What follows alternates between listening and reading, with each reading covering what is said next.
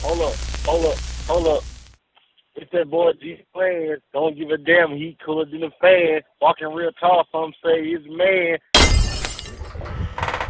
So what's going on, DJ Rev? What's going on, We in man? H-Town, man. What's poppin', man? It's lovely, lovely. I love it out here. I want to be Houston. Yeah. We finally got the chance to sit down.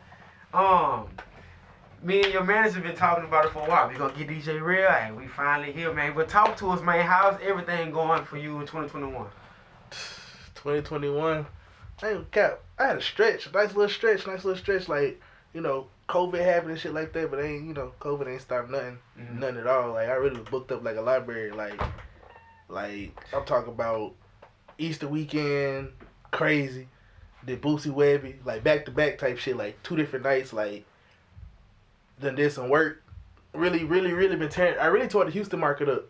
Now I think about it, like, cause it was like COVID shit was happening, but all the restrictions in Baton Rouge and all that other stuff, like, it was just like, man, that shit wasn't cool. Like, Baywatch weekend, crazy. Like, just a lot of DJing.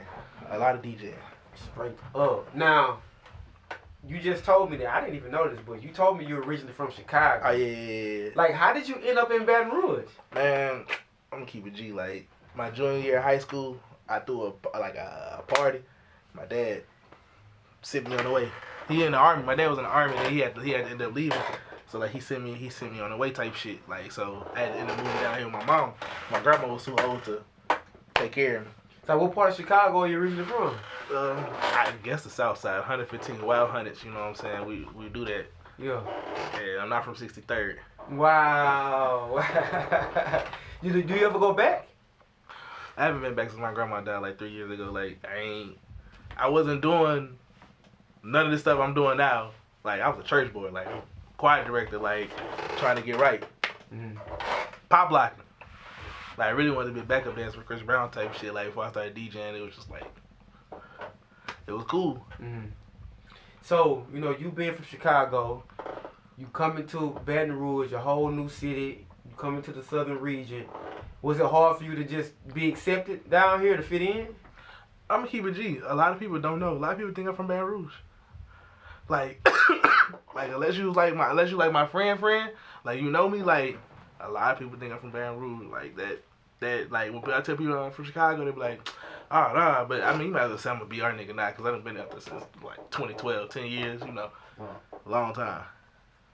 Yeah. And the reason why I was saying it because, I mean, you still, believe it or not, you still have your Chicago type accent, because y'all, talk fast and stuff like that. You still have it, so that's why I was like, man, I wonder if people gonna be like, oh, you ain't from here, you ain't, what I'm saying, you from Chicago. So. But like, I don't have a lot of conversations with people, so it'd be like, and then like I lean on, when I'm in the club, like I lean on a lot of BR music, and I be on shit early, but it'd be like, it'd be groovy, like I like that shit. Yeah. So people just be thinking I'm from BR. Like, ain't nobody ever see me in no high school, nothing like that, Yeah.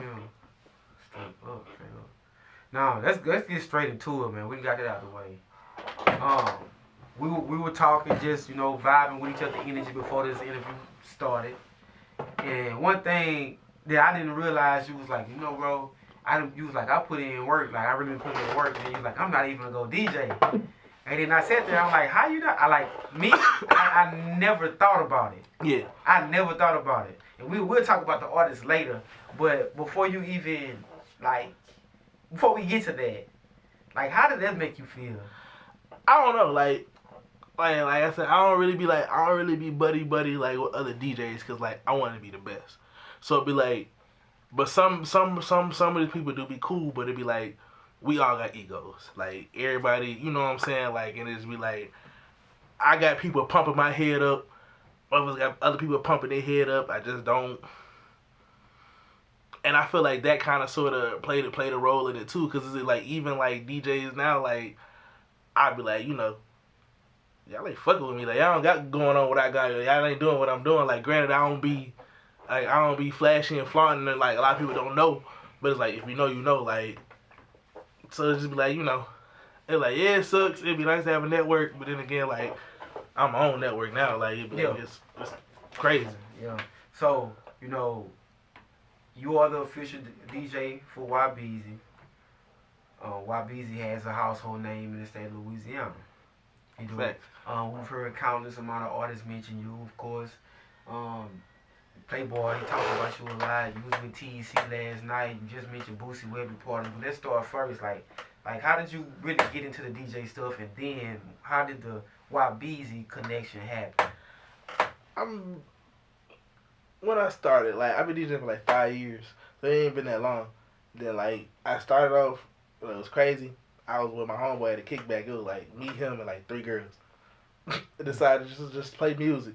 I'm playing Bluetooth slow jams though. Like, you already know what time it is. Like nigga trying to see what up. Mm-hmm. But then like it got cool, and then after the fact I ended up going up to LSU, and the Alphas let me DJ the tailgate. Got my feet wet. Then it's just like I started doing house parties. I started $60 house parties. Like, I'm there 4 hours, $60 getting to it. I didn't know the music would be on for real. Like, when I saw somebody jigging one time. Like, I was like, man, what the fuck is this? Like, ooh, like, I like this. Like, I think it was to that turn up. Yeah, like, I like this. Like, then I saw a girl hit that bitch. I'm like, okay, like this shit live. Like for real. Then it was like, after that, I started getting into doing my own thing, renting the building out. Then I went to the club. I went to Exo at the time. Went to the nigga T Will. I was like, shit, I do it for free. Like, I'm just trying to get in the club. Like I show you my way. I got a wave and everything. Then ever since then, like, it was just like boom. I met Whop. I met the nigga Whop. Really, it was one night in Easter when I ain't scared. Like, I ain't know, cause like Whop had to be like 16, 17. Like.